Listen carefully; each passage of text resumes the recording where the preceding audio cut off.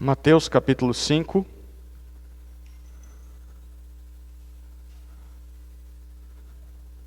versículos 13 até 16. Desliga o joguinho aí. Você quer o Nael ali, Nael. Não é você não. Mateus capítulo 5, versículo 13 em diante. Nós leremos os versículos 13 até 16. Diz assim a palavra de Deus: Vós sois o sal da terra, mas se o sal perder suas qualidades, como restaurá-lo? Para nada mais presta, senão para ser jogado fora e pisado pelos homens. Vós sois a luz do mundo. Não se pode esconder uma cidade situada sobre um monte. Nem os que acendem uma candeia a colocam debaixo de um cesto, mas no velador, e assim ilumina a todos os que estão na casa. Assim resplandeça a vossa luz diante dos homens, para que vejam as vossas boas obras e glorifiquem vosso Pai que está no céu. Vamos orar.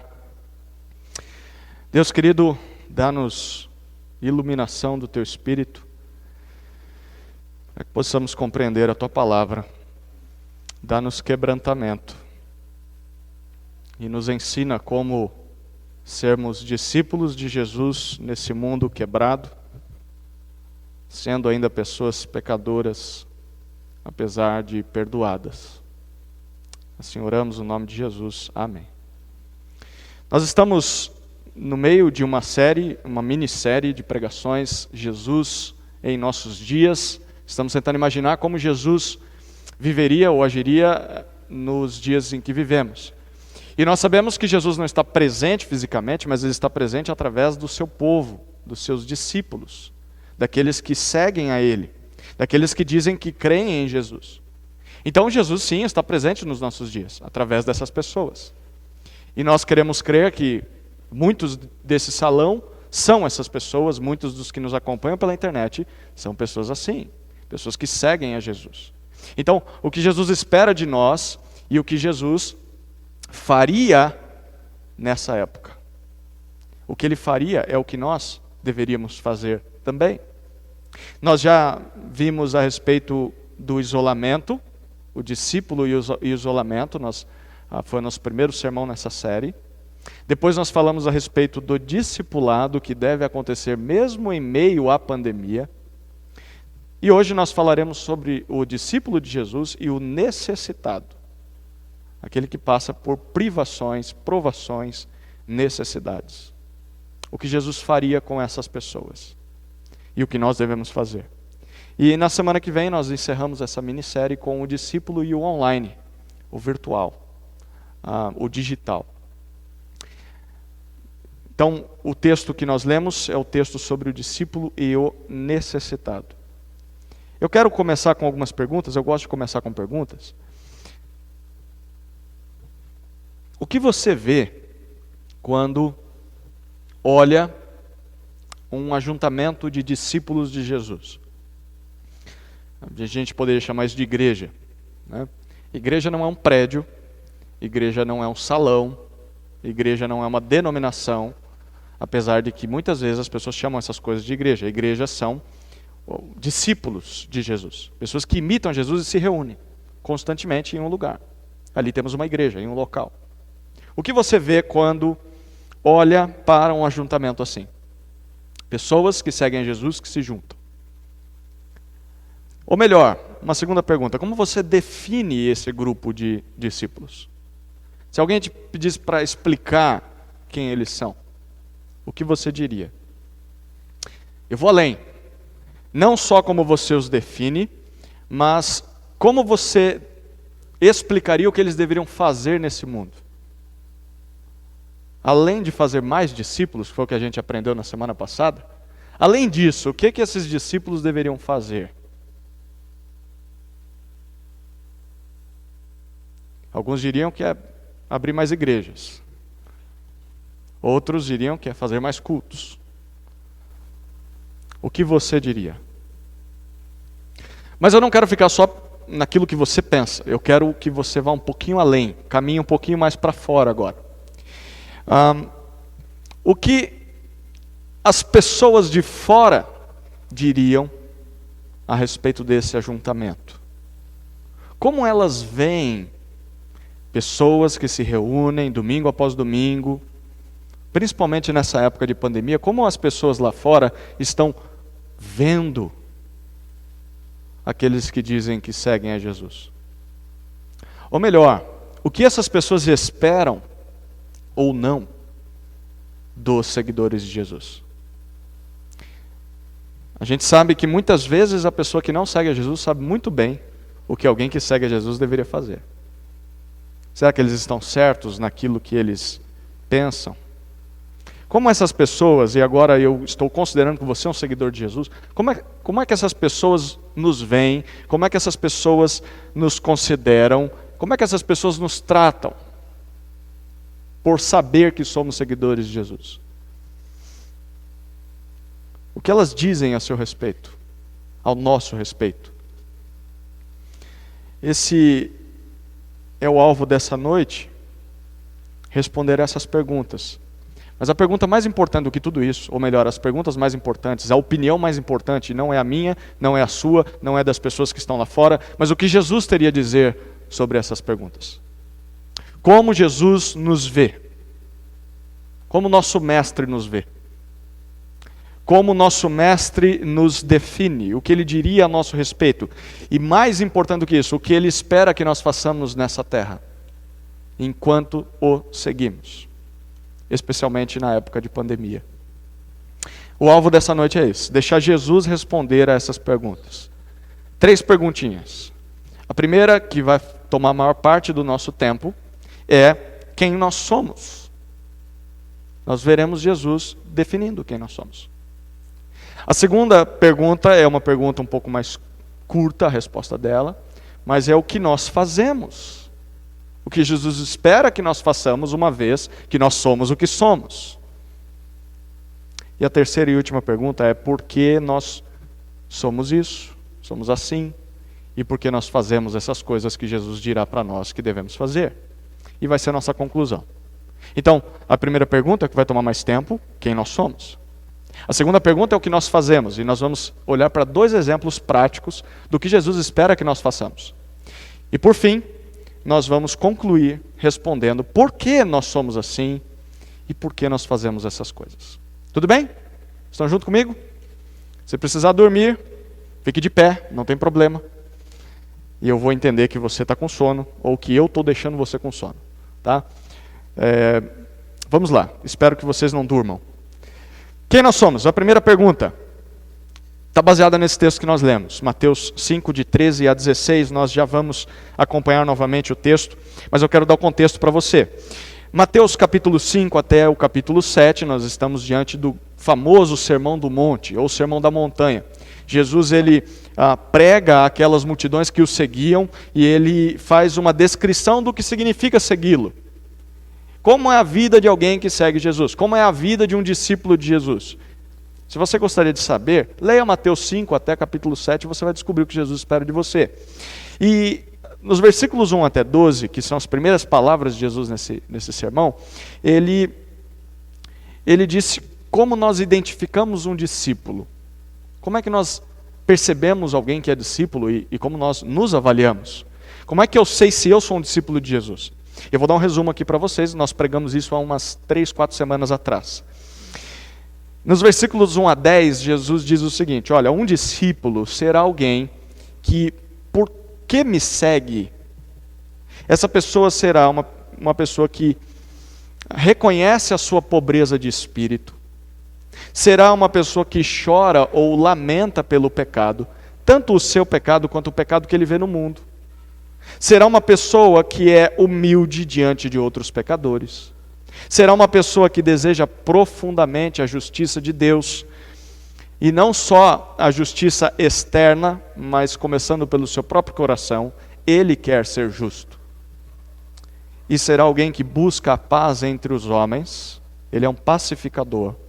E não só a paz entre um homem e uma outra pessoa, mas a paz entre essas pessoas e Deus. Esse é o alvo dele.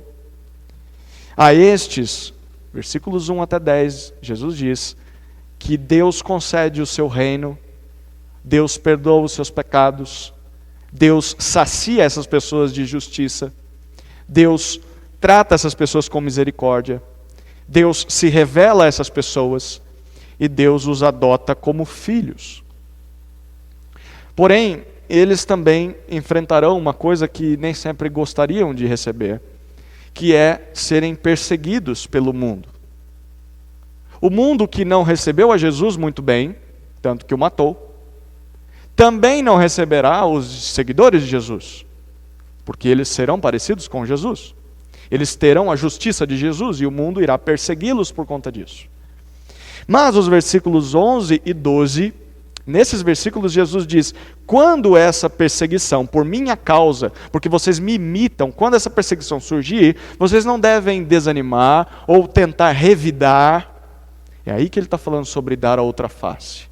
Quando a perseguição pelo nome de Jesus surgir. Tem gente que acha que dar outra face é deixar o camarada vir roubar você, bater na sua esposa e você fica quietinho, ela tem que dar outra face. Coisa nenhuma. Deus manda você proteger a sua família. O dar a outra face é quando nós somos perseguidos por causa de Jesus. Então vamos imitá-lo. Por causa da causa de Cristo, eu dou a outra face. E ele diz, vocês não vão fugir disso, vocês não vão desanimar diante disso, vocês não vão revidar a perseguição, mas sim irão fazer festa. Como assim, Jesus? Olha o que ele diz nos versículos 11 e 12. Bem-aventurados sois quando vos insultarem, perseguirem e mentindo disserem todo mal contra vós por minha causa. Nesse dia alegrai-vos e exultai, pois a vossa recompensa no céu é grande, porque assim perseguiram os profetas que viveram antes de vós. Jesus diz, no momento em que esse tipo de perseguição acontecer, vocês devem fazer festa, vocês devem se alegrar. Por quê? Porque isso demonstra duas coisas. Demonstra, primeiro, que vocês se identificam comigo. O mundo está vendo que vocês são parecidos comigo, e o que o mundo fez comigo vai fazer com vocês. Mas em segundo lugar, Jesus diz, isso mostra que o lugar de vocês é o céu, e não essa terra. Por isso o mundo não consegue aceitar vocês, não consegue compreendê-los. E ele os persegue. E vocês lá no céu serão recompensados por conta de tudo isso. Isso é fantástico. Aqui não é o nosso destino final. E quando a perseguição acontece, nós somos lembrados disso. Deus está preparando o nosso galardão. Algumas versões trazem essa palavra. E então chegamos aos versículos 13 até 16. É o nosso texto dessa noite. Jesus passa a dizer como é que ele vê, ou como é que ele define os discípulos. Então, uma vez que você se identifica como um discípulo de Jesus, se você levanta a mão e diz, eu sou um discípulo. Ok, Jesus diz, você é um discípulo? Então abaixa a mão, pode abaixar. Agora eu vou dizer quem você é. Mas eu acho que não. Não. Se você é discípulo, você é isso aqui. Não tem outro tipo de discípulo que não seja isso que eu vou dizer aqui. Quem aqui é discípulo de Jesus? Levanta a mão. Tem certeza? Pois bem, olha o que Jesus vai dizer sobre você. A primeira definição são duas, tá? Duas definições. A primeira está no versículo 13. Nós somos o sal da terra. Discípulos de Jesus são o sal da terra. Olha o que ele diz no versículo 13. Vós sois o sal da terra. Mas se o sal perder suas qualidades, como restaurá-lo? Para nada mais presta, senão para ser jogado fora e pisado pelos homens. No versículo 13, nós temos três coisas acontecendo aqui. A primeira é uma afirmação, a segunda é uma pergunta, e depois nós temos uma conclusão. Qual a afirmação que Jesus faz? Vocês, os discípulos, são o sal da terra. O sal tinha algumas utilidades naquela época, que são muito parecidas com as nossas hoje em dia, mas que são as menos importantes. E as pessoas normalmente usam as menos importantes para aplicar esse texto. Quais eram as utilidades menos importantes para o sal naquela época?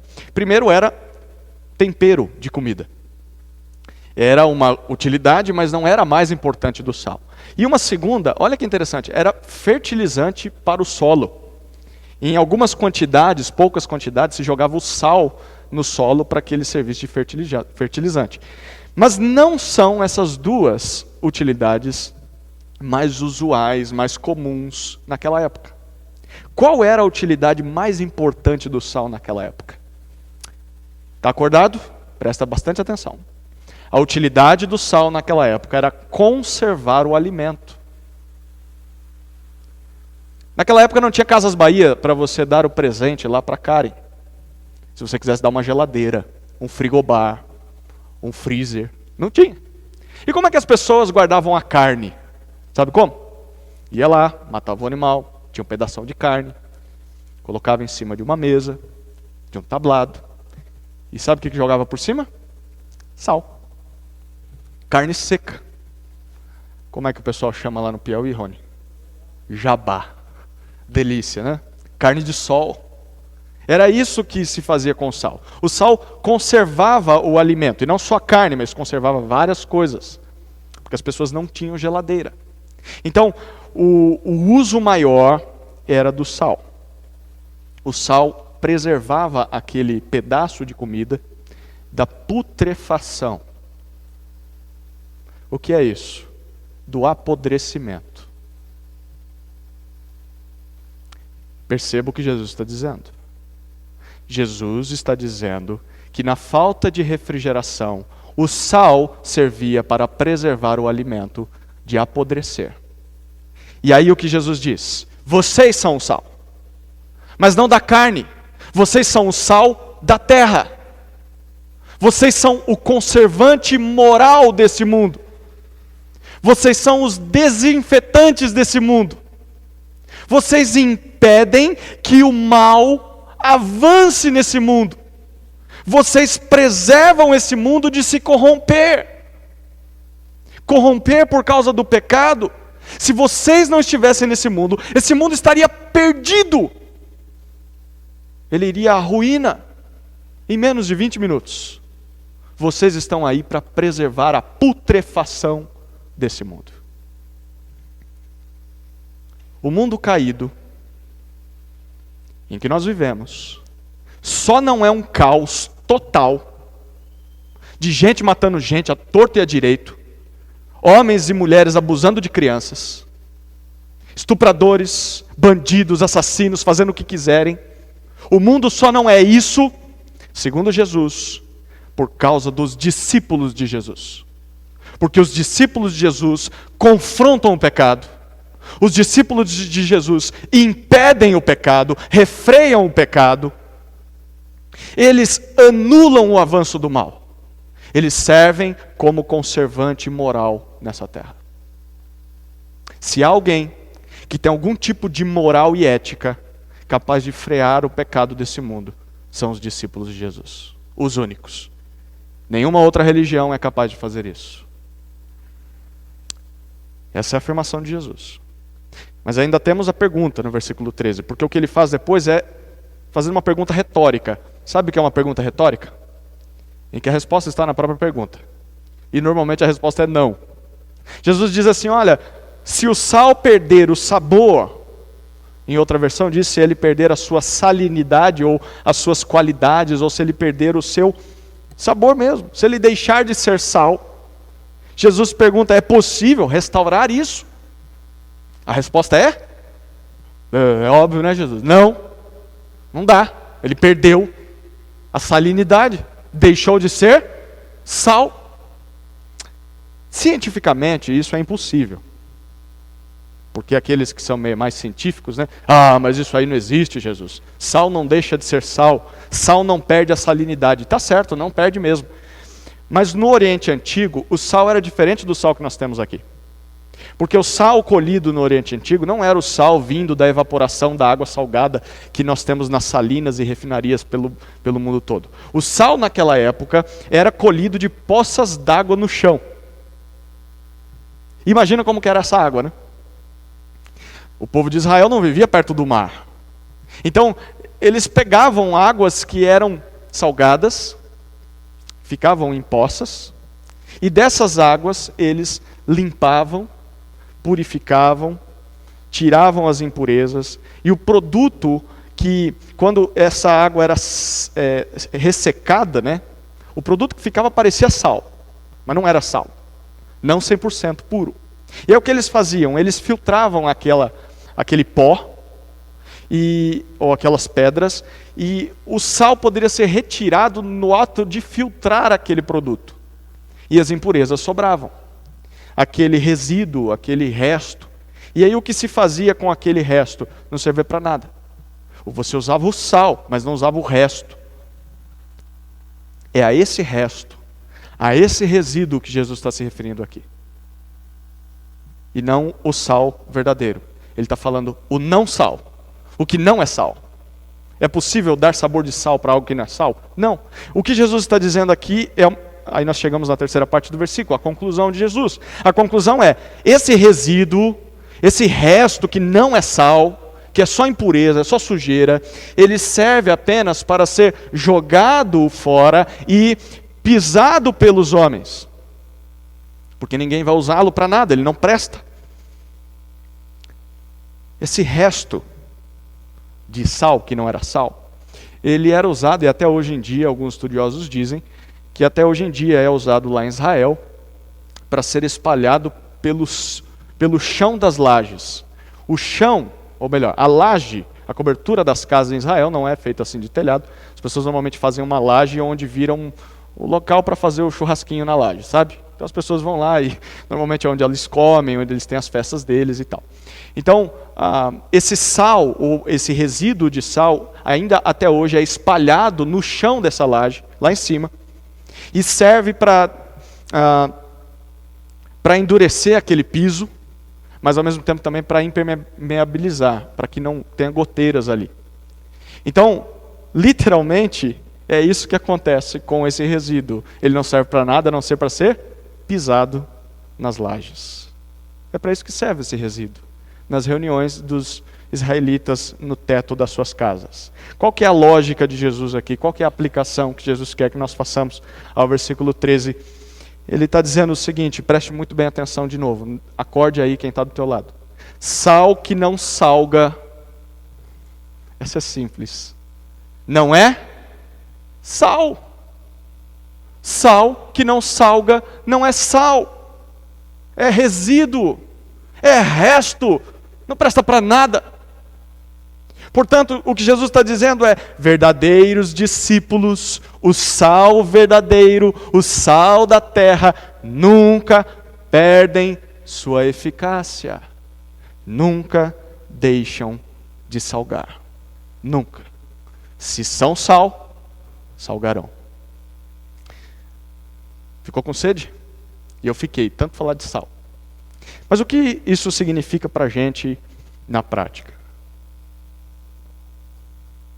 Pelo menos duas coisas. A primeira é que o papel dos discípulos é retardar a deterioração desse mundo.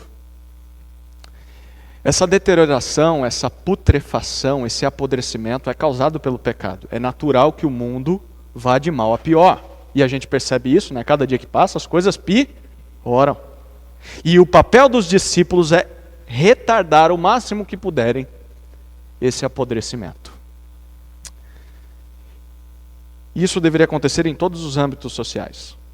Discípulos de Jesus deveriam impedir que o mal avance, por exemplo, no mercado de trabalho, na economia, na educação. Eles deviam estar lá. Eles deveriam impedir que o mal avance no direito. Olhe lá, fala bem baixinho. Na política, eles deveriam estar lá, salgando lá, impedindo que o mal avance lá na política também. Eles deveriam estar na filosofia, eles deveriam estar nas artes, eles deveriam estar na música, nos esportes, na construção civil, na advocacia, na internet, em assuntos relacionados à família, enfim, os discípulos de Jesus deveriam estar presentes nestes ambientes, em todas essas áreas, mas não só estarem ali, serem graduados, se formarem, trabalharem lá, se envolverem com essas coisas, eles deveriam estar ativos nesses ambientes. E um sal só está ativo quando ele salga. O mundo precisa de nós, mesmo que ele não saiba disso. Mesmo que ele não saiba disso. Salgarmos esses ambientes envolve criarmos meios para evitar os danos do pecado. O que nós poderíamos fazer? O que eu poderia fazer na minha área de atuação para impedir que o mal avance nesse mundo? Por exemplo, você poderia se envolver para criar escolas onde o mal avança e crianças não são educadas. Você poderia se envolver para produzir cultura. Ajudar pessoas a aprenderem a ler para que sejam libertas pela verdade. Você poderia se envolver para criar creches, para criar empresas que vão ajudar de alguma maneira a comunidade. Você poderia se envolver para criar orfanatos, asilos que cuidem de pessoas que não têm a quem as cuide. Os discípulos de Jesus deveriam estar aí para criar hospitais. Aliás, os hospitais surgiram de discípulos, agindo no mundo, porque viram que os doentes ficavam abandonados nas ruas quando não tinham ninguém para pagar os seus cuidados. Discípulos de Jesus deveriam se envolver no socorro a vítimas, vítimas de corrupção, vítimas de abuso, vítimas de injustiças nessa terra. Discípulos de Jesus deveriam estar envolvidos em socorrer a vítimas de catástrofes climáticas, de guerras, bombas que explodem no Líbano. Discípulos deveriam, de alguma maneira, se preocupar em impedir que coisas assim aconteçam ou socorrer aqueles que estão sofrendo essas coisas. A gente espera isso de quem? Os políticos vão fazer isso. Políticos não são sal. Os discípulos de Jesus são sal. Não é a política que é o sal, não é a televisão que é o sal, são discípulos que são o sal. Eles salgam. E não adianta eles sentarem, ligarem a televisão e ficar falando, alguém tem que fazer alguma coisa. O que Jesus está dizendo é você, querido. É você que tinha que estar lá. Você está trancado dentro de casa, era você que devia estar lá. Só você tem o poder de impedir o avanço do mal nesse mundo. Discípulos deveriam estar envolvidos com refúgio, ou com auxílio a refugiados. Enfim, essa é a primeira conclusão prática. O papel de discípulos é retardar a deterioração desse mundo, que é causada pelo pecado. Mas uma segunda aplicação é que quem acha que é discípulo, e aqui eu quero que você seja muito sincero com o seu coração, e faça uma bela análise. Quem acha que é discípulo, você levantou a mão e falou, eu acho que sou. Tá bom, então, se você acha que é discípulo, mas você não salga, você não preserva esse mundo, você não impede o avanço do mal nesse mundo, você precisa se avaliar muito bem. Porque se você, das três, uma pelo menos, ou das três, as três, se você primeiro aceita o mal nesse mundo e não faz nada, se você é alguém que ignora, então você vê o mal, mas você passa de largo e você finge que não está vendo, porque o que eu posso fazer? Não, alguém tem que ajudar. Se você aceita, se você ignora, ou se em terceiro lugar você participa do padrão ou do podrão desse mundo, da corrupção desse mundo, da imoralidade desse mundo em decomposição, é porque você ainda não é sal, você ainda não é discípulo de Jesus. Você está enganado, você acha que é, mas você não é. E não sou eu que estou dizendo que você não é, Jesus que acabou de dizer, vocês são sal. Se você não salga, você não é. Você está enganado, você está vivendo uma mentira. Discípulos não fazem concessão com o mal. Discípulos impedem o avanço do mal. Abafam isso. Primeira definição de quem nós somos. Nós somos o sal da terra. Segunda definição, Jesus diz nos versículos 14 a 16. O que nós somos? A luz do mundo. Vamos ler os versículos novamente. 14 a 16.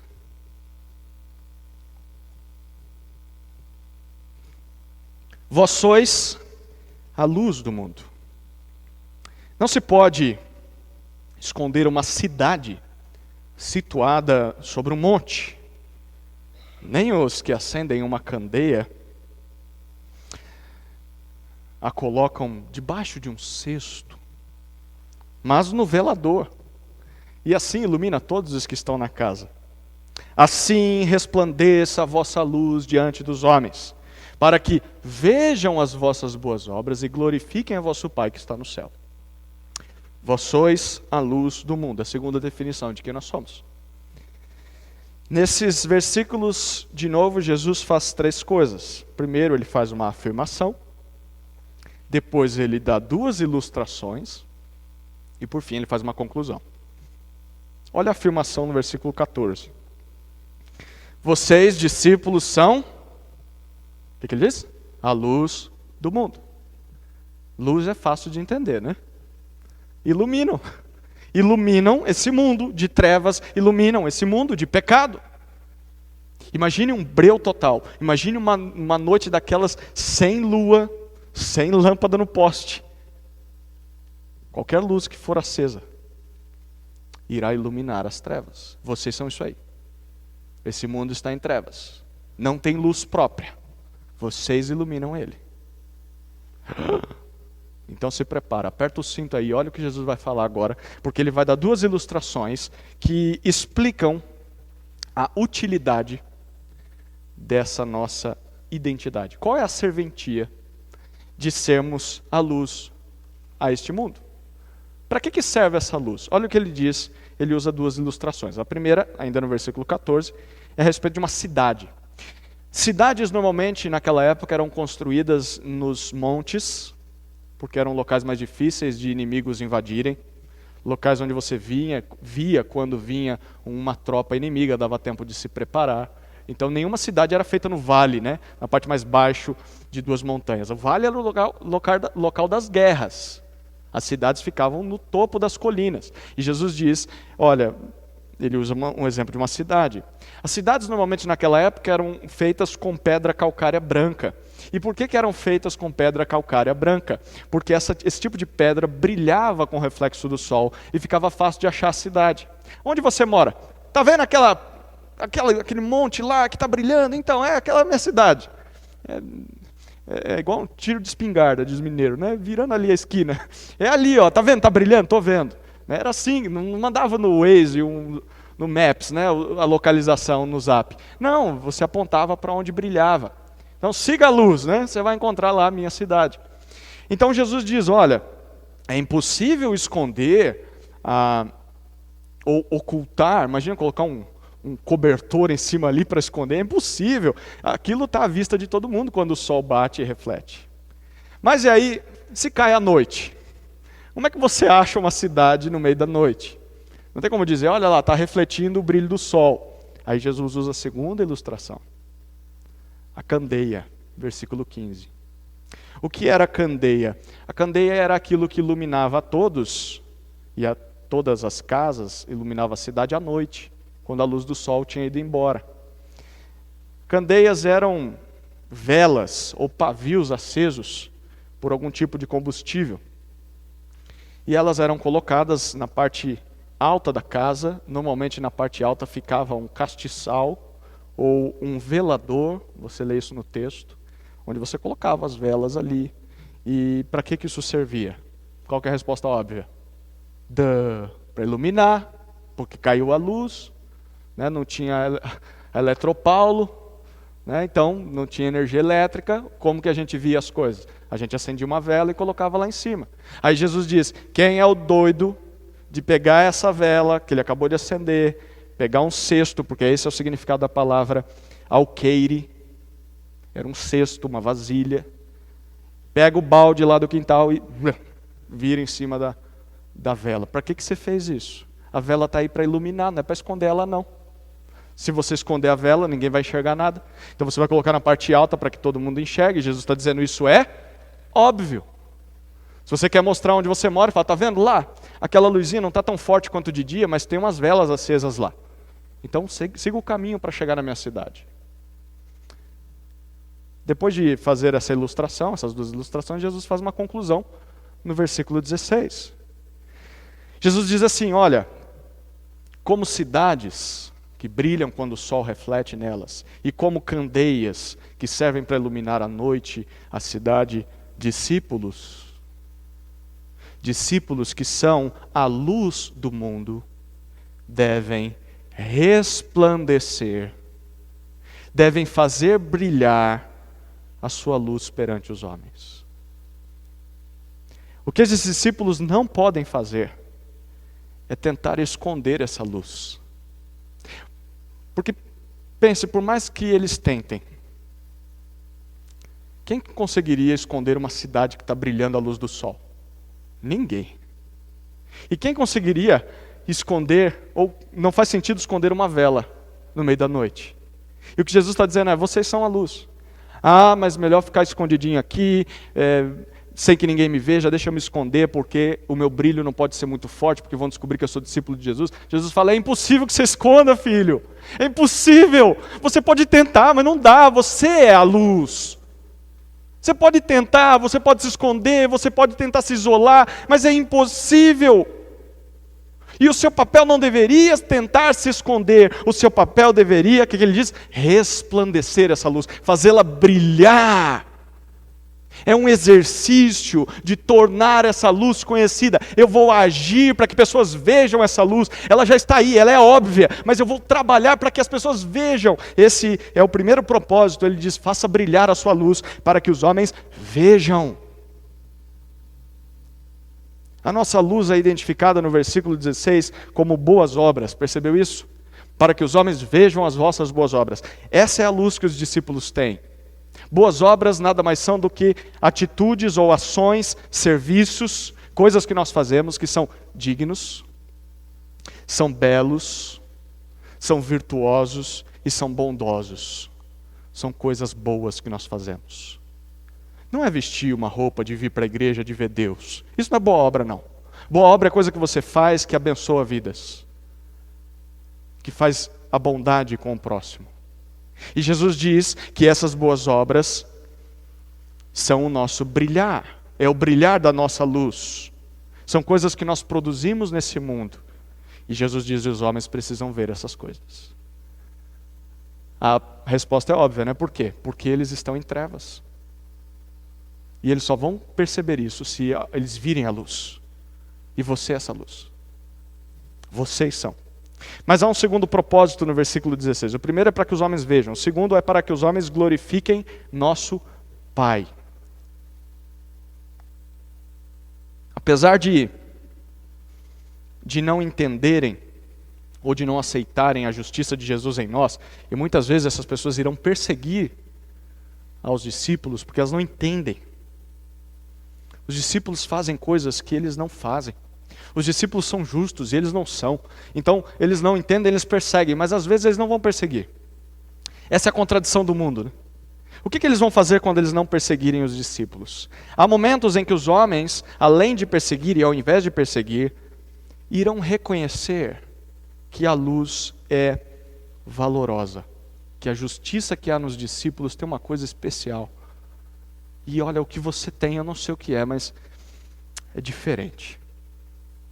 Normalmente, os homens reconhecem que a justiça de Jesus, sendo vivida em nós, ela é bondosa, ela é útil, principalmente quando eles são atingidos por essa justiça. O que isso significa? Quando boas obras de preservação a este mundo atingem os homens que não conhecem a Deus. Quando eles dizem, eu precisava mesmo de algo, e eu esperava isso de muitas pessoas, menos de você. Há em você algo diferente. A minha família não faz o que você faz por mim. Aquelas pessoas a quem eu pago imposto não fazem o que você fez por mim. O que há em você que é tão diferente? O que Jesus diz é, quando eles fizerem isso, de alguma forma, eles vão reconhecer a honra do nosso Pai que está no céu. E eles vão glorificar ao Pai, o nosso Pai. Eles farão isso ou nessa terra. Ah, mas eles não se renderam a Jesus. Não tem problema, mas no último dia eles vão. No último dia eles vão adorar e glorificar ao Pai. E naquele dia de joelhos diante da santidade de Deus, ou deitados como mortos, eles vão lembrar, eu lembro que tinha um discípulo de Jesus que fez brilhar a minha vida. E eu glorifico a Ti, ó Pai, porque Ele fez o que só o Senhor faria. E ninguém mais faria. Para Jesus, a possibilidade de perseguição não deveria nunca ser motivo de nós escondermos a nossa luz, que é o reflexo de Jesus em nós. Ah, mas as pessoas vão me taxar de quadrado, de antiquado, de fundamentalista, vão me taxar de religioso fanático, as pessoas talvez vão me isolar lá da roda de conversa na hora do almoço. Jesus diz, tanto faz se elas vão fazer isso. Isso não deveria ser motivo suficiente para você tentar esconder quem você é, esconder a luz que é em você. Porque o mundo precisa de você. O mundo perdido no pecado precisa das nossas boas obras. Nós estamos aqui para iluminar essa terra repleta de pecado e repleta de trevas. O mundo pode nos odiar, mas se nós tivéssemos saído desse mundo, ele estaria talvez já destruído. O que isso significa? Eu quero te dar um alerta nessa noite. Discípulos não deveriam se retirar ou se isolar deste mundo de trevas. Há pessoas que fizeram isso na história da igreja, em que olharam para o mundo e falaram, isso aqui está perdido, eu não suporto mais isso aqui. E elas foram para longe, criaram monastérios, foram viver nas montanhas, sozinhos. Muitas vezes as pessoas que seguem a Jesus querem fazer o mesmo, mas não vão para monastérios. Se isolam em locais onde só habitem crentes. Se isolam em frequentar locais onde só há crentes. E na sua vida passam a descobrir que não há um tipo de contato no celular que seja de um descrente. Que a sua vida é apenas repleta de crentes. E que não tem mais contato com o mundo. A pergunta é, como você está brilhando nesse mundo, se você não tem contato com o mundo? Jesus diz, você nunca deveria ter se isolado. Eu nunca mandei você fazer isso. Eu falei para você não misturar com eles. Eu falei para você não viver como eles. Mas você deveria estar lá. Porque se você está aqui se escondendo, lá continua em trevas. Você vai dormir tranquilo sabendo disso? Não deveria. Porque você é a luz do mundo. Você deveria ir lá e iluminar. E só é possível fazer isso quando você vai em direção dos homens perdidos desse mundo e você age em favor desses homens com boas obras. Se nós não fizermos isso, nós vamos impedir que esse mundo um dia veja a luz e que glorifique ao Pai. E nós estamos impedindo que talvez eles se tornem discípulos como nós. Eu não sei se para você isso aqui é pesado, mas deveria ser. Fecha a porta. Fecha o portão, a igreja está boa do jeito que está. Chega de evangelizar, chega de fazer boas obras aqui nesse bairro. A gente já chegou no número legal, o pastor consegue lidar com todo mundo, consegue visitar para todo mundo, fazer visita para todo mundo, ligar para todo mundo. Nós já criamos o nosso método de ser, nós já temos o nosso estilão, nós falamos todos a mesma língua, nós nos vestimos todos iguais. Para que trazer gente de fora, que é esquisita, que é diferente, que é miserável, que é suja? Gente que fala palavrão. Então vamos nos trancar, vamos apagar as luzes, que eles morram nas trevas.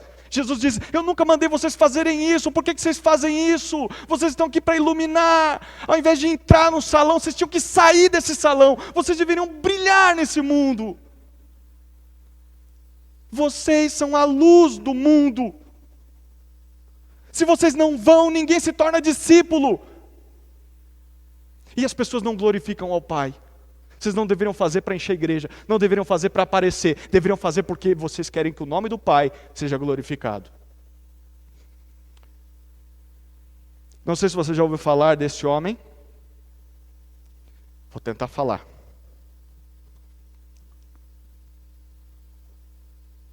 Dietrich Bonhoeffer. Já ouviu falar? Dietrich Bonhoeffer foi um pastor luterano, polonês, combatente e resistente do nazismo,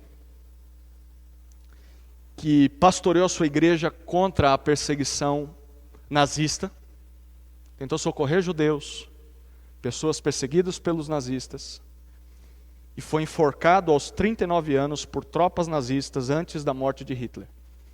Dietrich Bonhoeffer. Procure ler sobre ele. Há um livrinho dele escrito Discipulado, esse é o título. Leia o que um homem escreveu sobre seguir a Jesus em meio à perseguição nazista. Dietrich Bonhoeffer disse o seguinte, abre aspas, voar para o invisível é negar o chamado. E ele explica na sequência. Uma comunidade de Jesus que tenta se esconder, deixou de segui-lo. Uma comunidade de Jesus que tenta se esconder, deixou de segui-lo. Fecha aspas. Eu fico imaginando o quanto esse homem teve de desistência, de ver membros da igreja desistindo de Jesus, por causa da perseguição. Nós somos luz do mundo. Quem nós somos? Essa era a pergunta que eu gastaria mais tempo, e agora a gente vai ser mais rápido. Quem nós somos como discípulos de Jesus? Sabe o que Jesus diz para mim e para você? Você é o sal da terra, vocês são sal da terra, vocês são luz do mundo. Sabe o que eu espero de vocês? Que vocês salguem, que vocês iluminem. Se vocês estão tentando, se vocês são parecidas com o mundo, se vocês não preservam a maldade desse mundo, se vocês estão se escondendo, vocês não são meus discípulos, vocês não estão agindo como meus discípulos. Mas eu sou, então começa a salgar e começa a brilhar. Porque se você passar a sua vida inteira desse jeito, você está provando para si mesmo que não é discípulo. Abra os portões e saia, se revele, brilhe. O que nós fazemos? Vamos para a segunda pergunta e agora vai ser mais rápido. Mas não menos contundente. 2 exemplos práticos de Jesus sobre o que ele espera do sal da terra e da luz do mundo. Nós vamos passear rapidamente para o livro de Lucas capítulo 10. Abra lá a sua Bíblia. Lucas capítulo 10.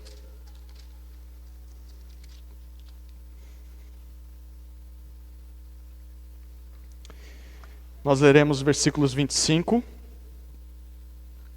até 37. Lucas 10, 25 a 37.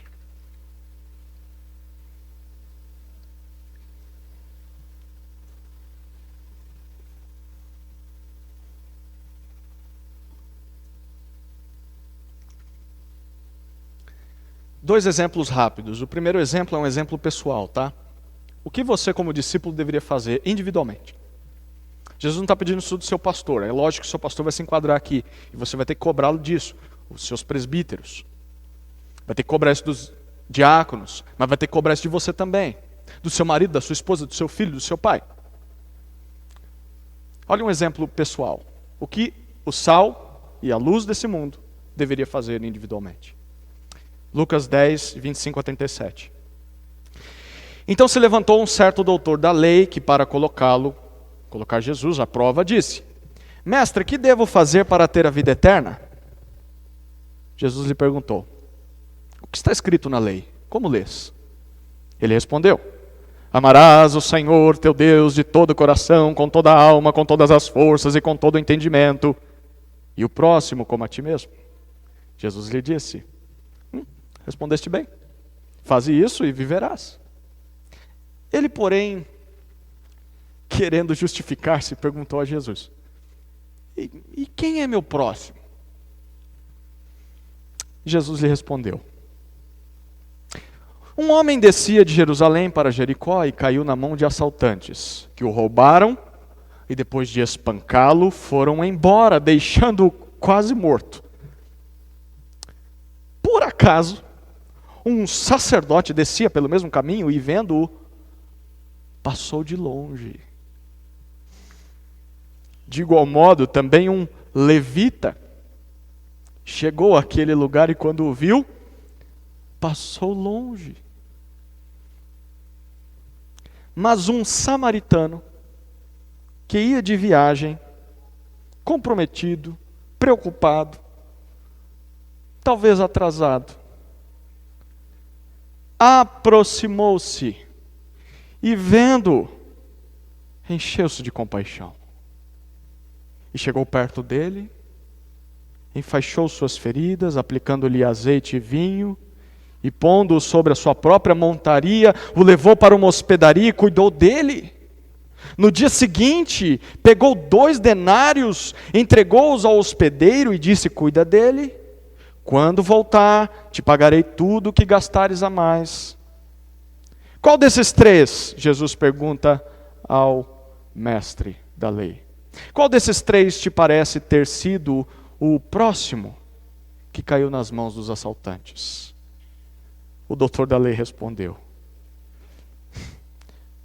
aquele que teve misericórdia dele. Então Jesus lhe disse: vai e faz o mesmo.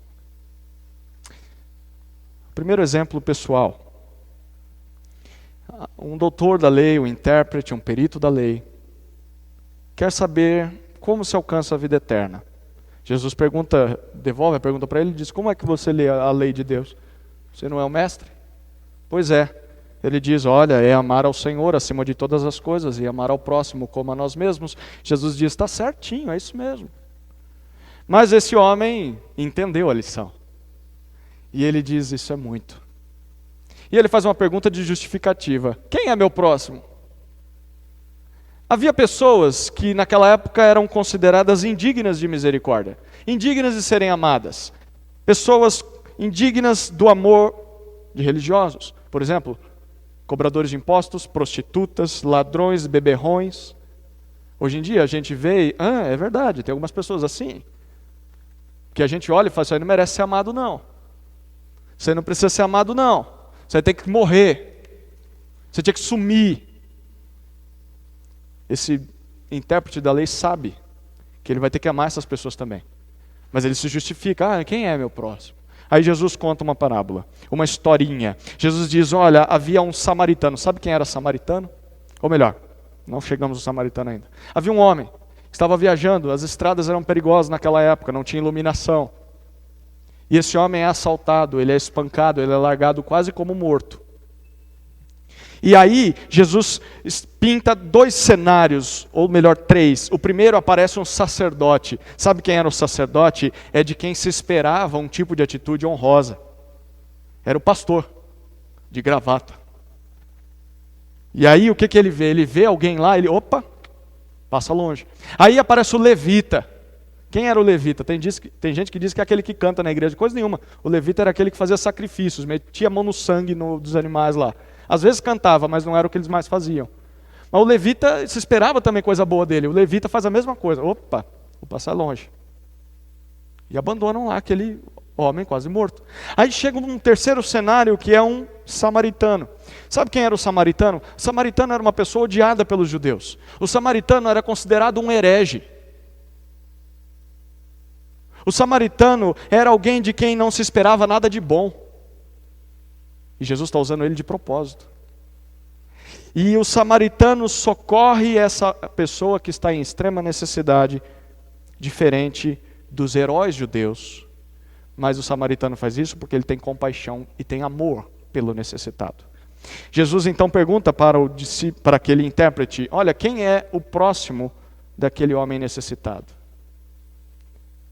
E o doutor da lei reconhece: olha, foi aquele que teve misericórdia. Perceba que ele não tem nem a coragem de dizer foi o samaritano, porque ele odeia o samaritano. Mas ele tem que reconhecer: bom, foi ele mesmo. E aí Jesus diz: vai lá e faz o mesmo. É isso aí mesmo. Isso é amar a Deus e amar ao próximo. O que isso significa? Que a compaixão ou a misericórdia pelo próximo,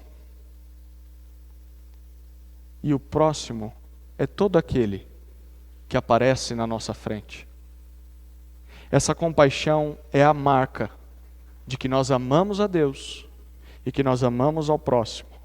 E é a marca de que nós temos a vida eterna. Ou seja, é a marca de que somos discípulos de Jesus. Sempre que virmos um necessitado, a compaixão ou o amor será despertado. E quem é essa pessoa que aparecer na nossa frente? Segundo o que Jesus usa aqui, pode ser aquela pessoa que você não gosta. Mas não é só isso. Pode ser aquela pessoa que você considera herege. Vá de retro, Satanás. Você é satanista. Você é um bandista. Você é da outra denominação. Eu não ajudo você. Está na sua frente, filho, é esse que você vai amar. O próximo pode ser aquele que você não espera nada de bom, você só espera coisa ruim, aquele que só fez mal para você. O próximo, Jesus diz, é aquele que estiver na tua frente, e talvez o que vai estar na tua frente é aquele que não te pode oferecer nada em troca. É aquele que não está nas redes sociais para curtir o que você fez. É aquele que não tem como te devolver o que você fez. O próximo que aparecer na sua frente pode ser aquele que talvez é até o seu inimigo,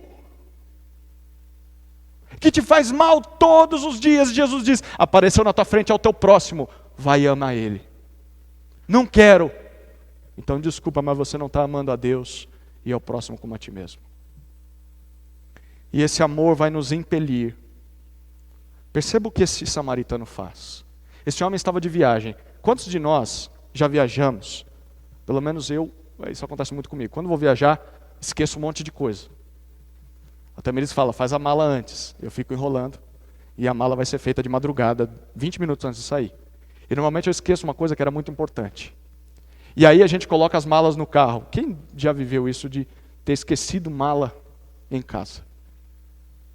Aquela de higiene pessoal. Como é que você vai escovar os dentes? Bom, mas imagina, a mala, você está viajando, o samaritano estava viajando, ele estava com malas, ele tinha horário a cumprir, ele ia perder o avião, ele ia perder o trem, ele tinha uma rota, ele tinha um trajeto, e quando a gente está numa viagem, nós temos um compromisso, nós temos horário, nós dizemos, eu não posso atrasar, eu tenho que cumprir esse horário, e esse homem está nessa.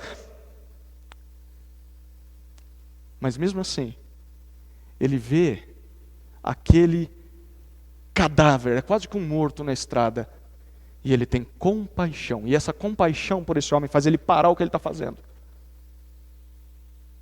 Para fazer uma viagem naquela época você tinha que ter dinheiro, tinha que ter uma boa carruagem, e como era uma estrada vazia, escura, ele poderia ser uma armadilha, ele poderia ser roubado. Talvez a família dele, não se sabe se a família dele estava dentro da carruagem, ou se estava em casa esperando ele chegar. Mas esse homem, por misericórdia, por compaixão, ele assume riscos, ele corre riscos. Podia ser uma emboscada, ele não está nem aí, porque ali é um ser humano, tem uma pessoa ali. Ele se aproxima daquela pessoa e não só corre riscos, como ele assume danos. Além de talvez perder o seu compromisso, esse homem vai até aquele ferido, põe a mão na ferida, ele gasta mantimentos que ele tinha azeite, ele tinha vinho, essas coisas eram caras, e ele coloca na ferida para que ela não piore, ele enfaixa aquelas feridas, ele perde o seu tempo, ele investe recursos, ele previne recuperação daquele homem, porque leva para uma hospedaria, pede para o dono da hospedaria dizendo, se ele piorar, tudo que ele gastar, eu volto aqui depois, mas eu já vou deixar adiantado um pagamento. Ele não pergunta o nome daquela pessoa. E talvez o pior para a gente seja, ele amarga o anonimato. Porque ele não consegue nem dizer, ei, acorda aí, ó, tá vendo? Lembra da minha cara? Lembra? Eu sou eu que estou te ajudando, tá bom? Depois lembra lá de agradecer, viu? O camarada está quase morto, ele nem sabe quem ajudou ele só acorda no outro dia, se é que acordou no outro dia, numa hospedaria, ele nem sabe o nome de quem o ajudou.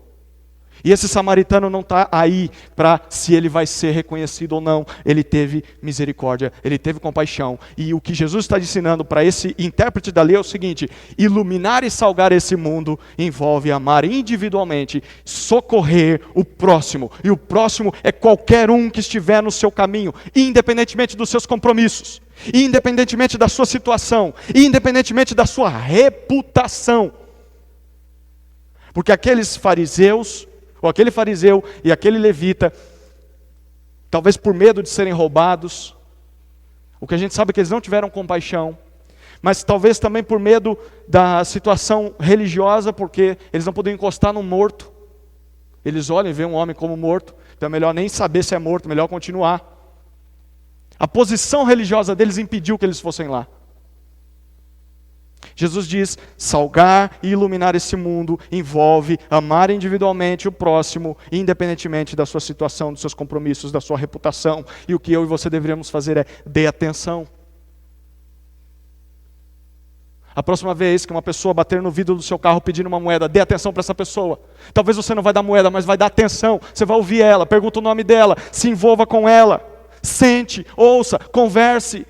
Escute primeiro antes de julgá-la, antes de dizer você está aqui porque você quer, você é um miserável, deveria trabalhar, preguiçoso. Talvez seja, mas como é que você vai saber se não conversou?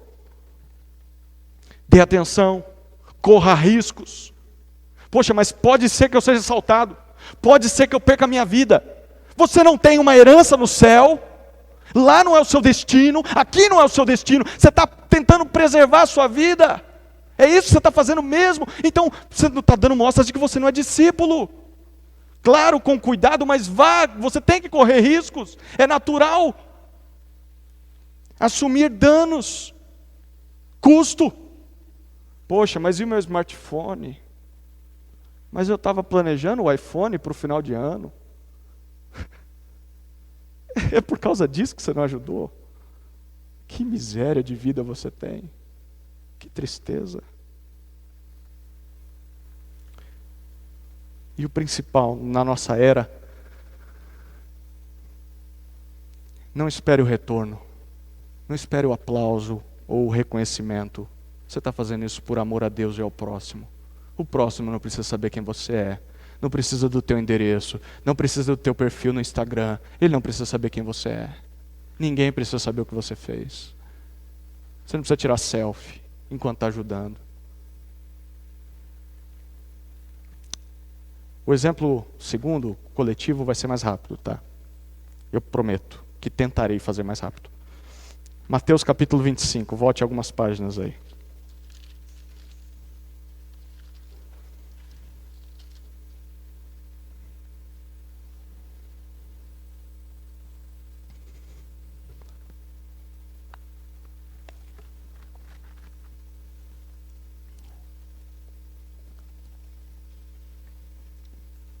Nós leremos os versículos 34 até 40. Mateus 25, 34 a 40.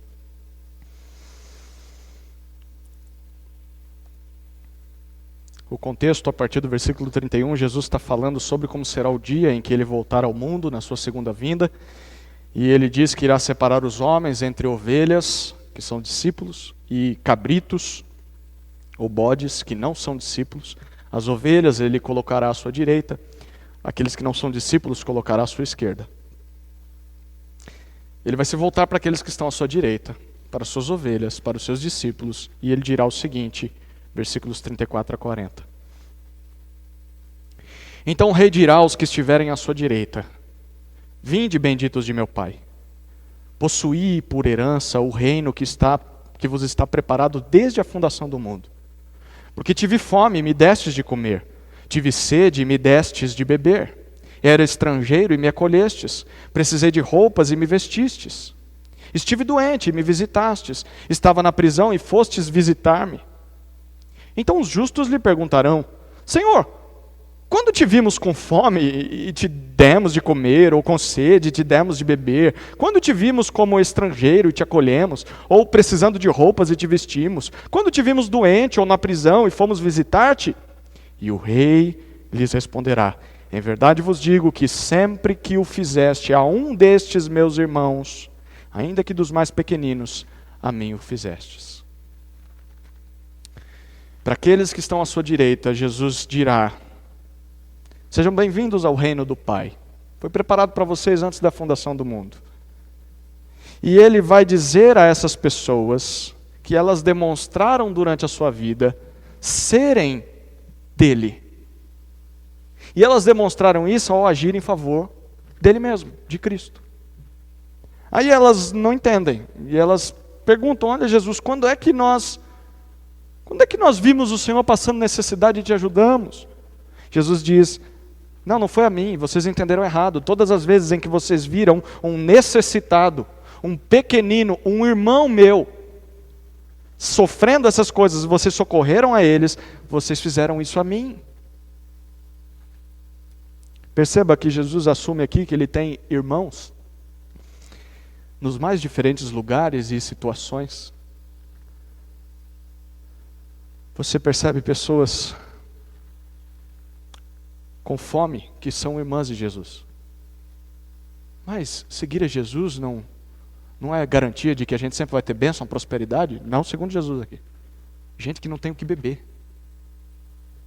Ele diz que haverá estrangeiros que são discípulos dele, forasteiros, pessoas pobres, pessoas doentes, pessoas presas, presidiários, que são irmãos de Jesus e que por algum motivo estão lá dentro. Talvez porque merecem, talvez por injustiça, mas estão lá e Jesus diz: haverá discípulos meus presos. Haverá discípulos meus, até mesmo fora do círculo ou da tradição religiosa de vocês. Há discípulos meus na Assembleia de Deus, há discípulos meus no Brasil para Cristo, há discípulos meus onde não tem igreja. Eu tenho vários. Dentro da cadeia tem discípulos meus. Você acha que é só no Batista que tem? Oh, que visãozinha mesquinha que você tem. Eu tenho tantos irmãos espalhados por esse mundo e tantos que precisam de socorro. Perceba, Jesus está dizendo do mesmo jeito que havia um crente em Samaria. Você não considerava o samaritano um herege? Pois é, ele está mais crente que você, seu miserável.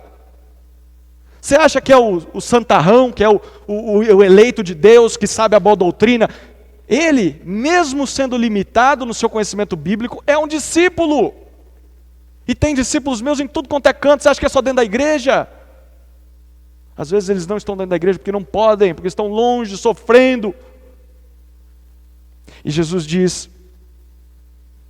nos versículos 41 até 46, ele conclui. Agora ele se volta para os cabritos, para os bodes que estão à sua esquerda, que não são discípulos, e ele os condena ao castigo eterno. E ele diz: por quê? Porque vocês não agiram dessa mesma forma com os meus irmãos pequenininhos. Vocês só ignoraram a necessidade dessas pessoas, ou perseguiram essas pessoas. Qual que é a aplicação que Jesus quer despertar aqui? É que discípulos de Jesus, aqueles que são ovelhas benditas do Pai, socorrem irmãos de Jesus. E irmãos de Jesus, até mesmo os menores e os mais necessitados. A pergunta que você deveria fazer agora é: como nós sabemos quem são os irmãos de Jesus para que a gente possa socorrê-los? Não tem nenhum crentômetro que nos indique, né? Você está andando na rua, opa, um crente aqui, melhor ajudar porque eu tenho que fazer para Jesus. Não tem isso. Como é que você sabe quando tem um discípulo? Só um jeito de descobrir: indo até os famintos, indo até os sedentos, indo até os estrangeiros forasteiros, indo até os pobres, indo até os doentes, indo até os presos. E enquanto estiver ali, socorre esses homens, essas mulheres, essas crianças, porque ali também tem discípulos de Jesus. E mesmo que não sejam discípulos, e aí você senta com eles e começa a ajudar eles e descobre: perdi meu tempo, hein? Não é crente. Você está falhando no primeiro exemplo. É o seu próximo, está na sua frente, você deve amá-lo mesmo não sendo discípulo de Jesus. Ou seja, Jesus está dizendo: você não vai ficar escolhendo não, filho, você vai fazer para todo mundo. E enquanto faz, vai atingir discípulos. Quem não é discípulo, não interessa, você vai amar o próximo, você não vai escolher a quem amar, você vai amar quem aparecer na sua frente e também vai atrás de quem não está na sua frente e nunca vai poder estar. É o nosso dever, preste bem atenção nisso. Que você se esqueça de tudo que nós falamos aqui, mas não se esqueça disso. Não é dever dos políticos que você escolheu, não é dever de ONGs, não é dever da ONU, não é dever da... qual o conselho lá de medicina? Da OMS, não é dever dos países que se unam, não é dever deles dar de comer, dar de beber, acolher, vestir, cuidar das feridas, visitar presos, não é dever deles. A gente acha que é, a gente joga para eles e fala, eles estão fazendo, que eles façam, a gente paga impostos, vamos lá, vocês têm que fazer. Não é dever do espírita fazer isso, e ele faz. Que bom que faz, porque a gente está sentado aqui e não faz nada. Mas o único que vai chegar lá, e não só vai enfaixar as feridas, mas vai mostrar a luz, o sal dessa terra, vai mostrar o reino do céu para essa pessoa, é só o discípulo de Jesus. É nosso dever estar envolvidos nessas coisas. Nós deveríamos de alguma forma ir atrás dessas pessoas. Nós passamos as nossas vidas sentados, trabalhando, no conforto do nosso lar, e nunca nos envolvemos com essas pessoas. E Jesus está dizendo, quando você faz isso, você está agindo como bode. O bode não faz isso, o cabrito não faz isso, a ovelha faz. A ovelha vai se preocupar. Porque quando a gente faz isso aos necessitados, segundo Jesus, primeiro nós fazemos para Ele. Nós não fazemos por causa das pessoas, nós fazemos para Ele. Ele diz, enquanto você estiver dando água para um sedento, você está dando para mim.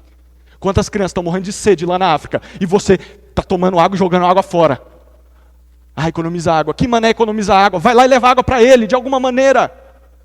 Economiza para dar para ele. Mas não é só economizar que você vai matar a sede do sedento. É indo até o sedento e dando água para ele. E enquanto você faz isso, você não está dando por causa dele, você está dando para Jesus. Mas ao mesmo tempo você demonstra ao mundo que você é discípulo dele. E talvez isso vai confirmar que você é discípulo de Jesus. Para você mesmo. E quem sabe fazendo isso você não faz mais discípulos? Por que você saiu lá de Atibaia, tão distante, e veio para essa terra de ninguém, que não tem Wi-Fi, que não tem ar-condicionado, que não tem carro, que não tem moto? Por que você trouxe sua família para cá? Por que você veio trazer um prato aqui? O que te trouxe aqui? Você vai sentar com essa pessoa e dizer, foi Jesus que me trouxe aqui. Porque eu não sou dessa terra, eu não nasci para essa terra. E Ele quer alcançar você também. Ele quer te tirar dessa miséria. Ele quer te levar para um reino onde há plenitude, há abundância, há riquezas. Aí você faz discípulos. Aí você faz missões. Não é pegando na carteira na hora do culto, ai, tem 10 reais aqui, eu queria com tanto mais esfirra hoje, mas eu vou dar para missões, porque eu fiz meu papel. Que mané fez seu papel? Isso é papel? É papel mesmo, é dinheiro. Vai ajudar de alguma maneira, mas não cumpre isso que Jesus está pedindo aqui. Falei demais. E eu quero encerrar dizendo por que nós somos assim, por que nós fazemos isso, é a nossa conclusão. Sabe por quê? Eu vou dizer algo muito simples. Porque Jesus nos tornou seus discípulos. E nos fez cidadãos do reino do céu. Nós éramos os maiores necessitados. Nós vivíamos em trevas. E mesmo Jesus sendo o sal da terra, a luz do mundo, nós o rejeitávamos. Mas ainda assim ele enfrentou a maior das perseguições. Por ser plenamente justo. Mas mesmo assim, Ele foi morto por nossa causa, para que nós fôssemos perdoados e recebêssemos a justiça dEle. Portanto, só é possível sermos isso e fazermos tudo isso que acabamos de ouvir, por termos sido alcançados pelo amor de Cristo. Sem isso, ninguém vai amar a Deus e ninguém vai amar ao próximo como a si mesmo. Talvez esse seja o seu caso. Você esteja dizendo, eu nunca vou fazer isso aí. Pois é, você acabou de responder aquela pergunta que eu fiz no início. Você é discípulo? Se você está dizendo, eu nunca vou fazer isso, eu nunca teria coragem de fazer isso, eu não tenho desejo nenhum de fazer isso, você está dando a resposta da pergunta retórica. Você é discípulo? Você está respondendo, não. Você não é. Você acabou de responder. Agora, se você responder, eu gostaria e eu vou tentar fazer, já é um bom primeiro passo.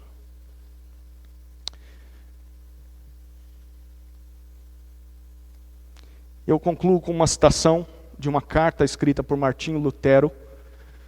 Sabe quem foi Lutero? Pastor, reformador, século XVI. Lutero desencadeou a reforma protestante, pelo menos foi um dos grandes nomes. Lutero viveu uma pandemia também. Ele e aqueles irmãos dele da sua época. A pandemia chamada peste negra. Já ouviu falar? Peste bubônica. A peste negra ceifou milhões de vidas na Europa. Não milhares, milhões. Milhões. E durante a peste negra, na Idade Média, Lutero escreveu a seguinte carta a um pastor amigo dele, falando sobre os cuidados que esse pastor amigo deveria ter durante a pandemia.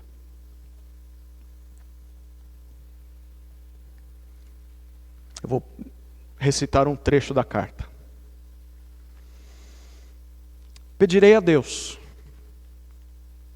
para misericordiosamente proteger-nos. Então farei vapor, ajudarei a purificar o ar. Eram medidas que eles achavam que seriam úteis contra a doença, eles não conheciam o que infectava as pessoas, né? Então eu vou fazer essas coisas, eles achavam que eram boas. No nosso caso, vou usar máscara, vou passar o álcool na mão, vou tentar manter a distância e vou ajudar a administrar remédios e a tomá-los. Eu vou cuidar de mim, vou cuidar do próximo, vou respeitar o próximo, o espaço do próximo.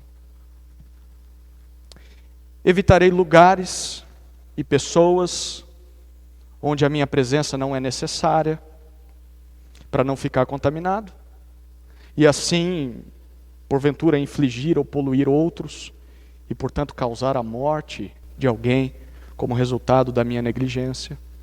Eu não só vou cuidar de mim, mas eu vou evitar ao máximo ser um agente de contágio. Tanto vou evitar que eu seja contaminado, quanto eu contaminar alguém. Então eu vou cuidar o máximo que eu puder para evitar isso. Até agora a gente viu isso no Brasil, sim ou não? É isso mesmo! Diz a emissora da televisão. Fica em casa, Lutero. Pois é, mas a carta não acabou aqui. Lutero disse, eu vou fazer isso sim. Porém, se Deus quiser me levar, Ele certamente me levará. E eu terei feito o que Ele esperava de mim. E, portanto, não sou responsável pela minha própria morte ou pela morte dos outros. Estou cuidando. Mas se mesmo cuidando Deus me levar ou levar outros, o que eu vou fazer? E eu não vou deixar de fazer o que Ele quer de mim. E aí vem a parte mais importante da carta. Se o meu próximo precisar de mim, se o meu próximo precisar de mim, e o meu próximo não é quem eu escolho, o meu próximo é quem está na minha frente, é quem aparece, é quem bate na porta, é quem ouvi que precisa de ajuda. Se o meu próximo precisar de mim, não evitarei o lugar ou a pessoa, mas irei livremente conforme declarado acima. Vou cuidando da minha saúde, vou cuidando da saúde dele, mas eu vou. Veja que essa é uma fé que teme a Deus, porque não é ousada e nem é insensata e não tenta a Deus, mas é uma fé que ajuda e socorre o próximo.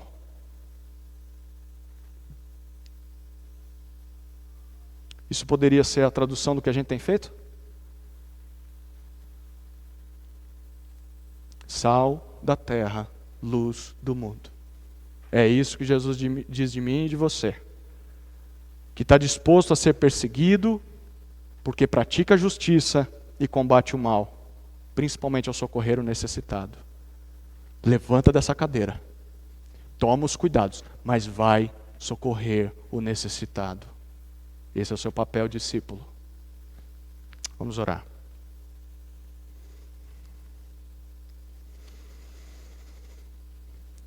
Senhor Jesus, obrigado pela Tua palavra e pelo desafio dela, pela Tua misericórdia na nossa vida e porque o Senhor nos socorreu. Nós éramos os necessitados, miseráveis, sujos, imundos, apodrecidos, e o Senhor encostou na nossa miséria e nos deu vida.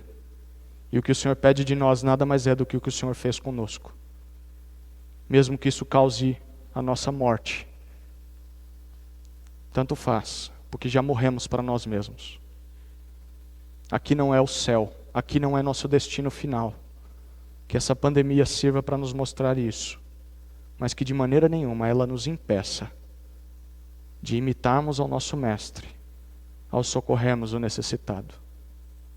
Essa é a hora em que o mundo mais precisa do seu sal e da sua luz. que não sejamos mesquinhos, covardes, egoístas, a ponto de não salgarmos e não iluminarmos esse mundo, achando que outros devem fazer o que só nós podemos fazer. Assim oramos no nome de Jesus. Amém.